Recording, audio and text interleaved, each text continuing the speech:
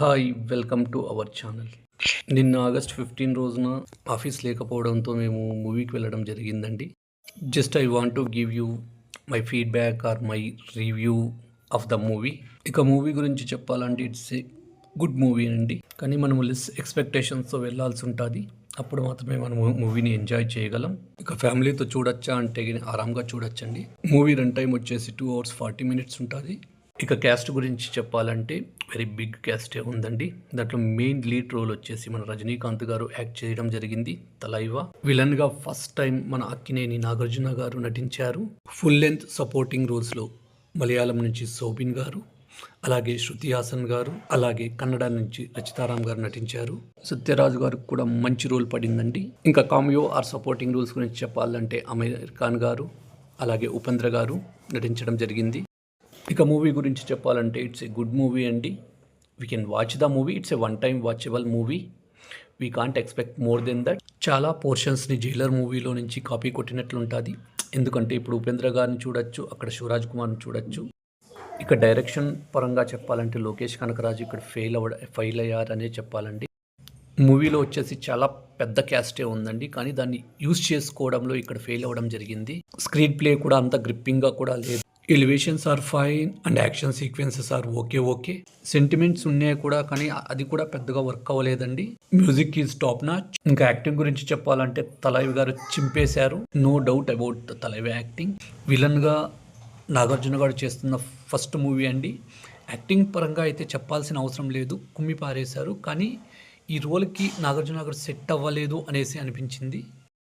నాగార్జున గారు విలన్గా సెట్ అవ్వలేదు అనిపించింది. ఎందుకంటే ఆ క్రుయాలిటీలో మనం నాగార్జున గారిని ఊహించుకోలేమండి. సత్యరాజు గారు అలాగే శృతి హాసన్ గారు యాక్టింగ్ కూడా చాలా బాగుంది. వాళ్ళకి ఏదైతే రోల్స్ పడ్డాయో ఆ రోల్స్లో వాళ్ళు పర్ఫెక్ట్గా యాక్ట్ చేశారనిపించింది.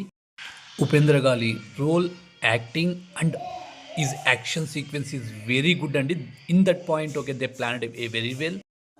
యాక్టింగ్ విషయంలో మరో హైలైట్ అంటేనండి, శోభిన్ గారు మళ్ళీ రచితారాం గారు యాక్ట్ చేశారండి. సూపర్గా యాక్ట్ చేశారండి. వాళ్ళకి పడ్డ రోల్స్ కావచ్చు, లేదా వాళ్ళ యాక్టింగ్ కావచ్చు, in the negative roles they nailed it. ఇక ఓవరాల్ మూవీ గురించి చెప్పాలంటే started good, after that slow and narrow narration. Interval is fine. After the interval the movie goes very slow down.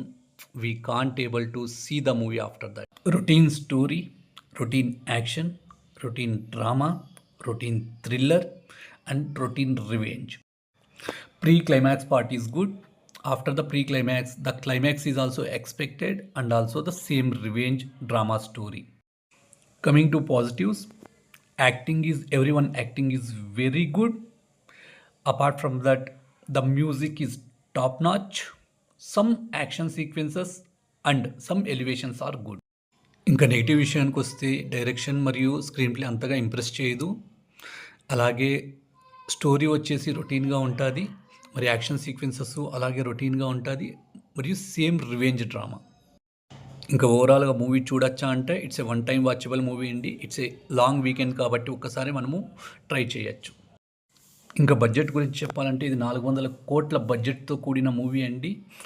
నాకు పర్సనల్గా ఏమనిపించిందంటే మోర్ దెన్ 50% ద క్యాస్టింగ్కే movie అనేది వెళ్ళడం జరిగింది.